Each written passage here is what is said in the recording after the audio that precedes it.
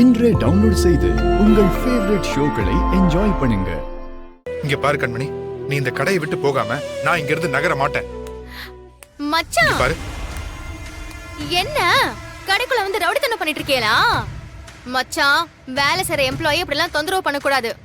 போங்க வெளிய. இங்க பாரு, நான் என் வைஃப் கிட்ட பேசிட்டு இருக்கேன். வைஃப்னா அதெல்லாம் உங்க வீட்ல வச்சுக்கோங்க. இது என் கடை. இப்ப அவங்க என் கம்பெனியோட எம்ப்ளாயி. மச்சான், இதுக்கு மேல பிரச்சனை பண்ணியனா நான் போலீஸ் கூப்பிடுவேன், பாத்துக்கோங்க. யார்கிட்ட என்ன பேசிக்கிட்டு இருக்கீங்க? அவர் கடையில தான் நீங்க ஆடம்பரம் பண்ணிட்டு இருக்கீங்க. அவரே போலீஸ்ல புடிச்சு கொடுத்துருவேன்னு மிரட்டுறீங்களா? அவர் தான் அந்த கடையோட ஓனர், தெரியும்ல? அப்ப நான் யாரு? அந்த கதையெல்லாம் நேத்தோடு முடிஞ்சு போச்சு. இன்னைக்கு இந்த கடைக்கு நான் தான் ஓனர். நான் வைக்கிறது தான் சட்டம். விட்டா ரொம்ப தான் ஆடம்பரம் பண்ணிட்டு இருக்கீங்க. என் கடை எம்ப்ளாய தூண்டி விட்டு எனக்கு எதிரா பிரச்சனை பண்றாருன்னு இவர் மேல யூனியன்ல கம்ப்ளைண்ட் பண்ணவா? எங்க கம்ப்ளைண்ட் பண்ண? பண்ணு பாப்போம். நேத்து முளைச்ச காலா நீ எங்க இடத்துல வந்து எங்களே அதிகாரம் பண்றியா?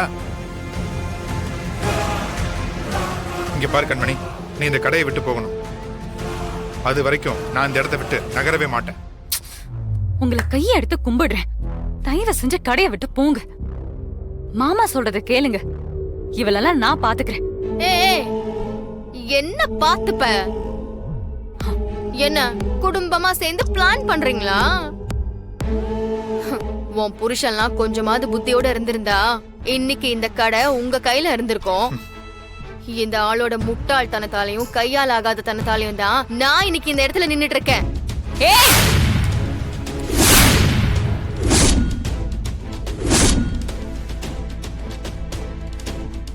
இன்னொரு வாட்டி இவரை பத்தியும் என் குடும்பத்தை பத்தியும் தப்பா பேசுன அடிச்சு பல்லகிலெல்லாம் பேத்துருவேன் சொல்லிட்டேன். நீங்க கிளம்புங்க. இல்ல, கிளம்புங்கன்னு சொன்னேன்.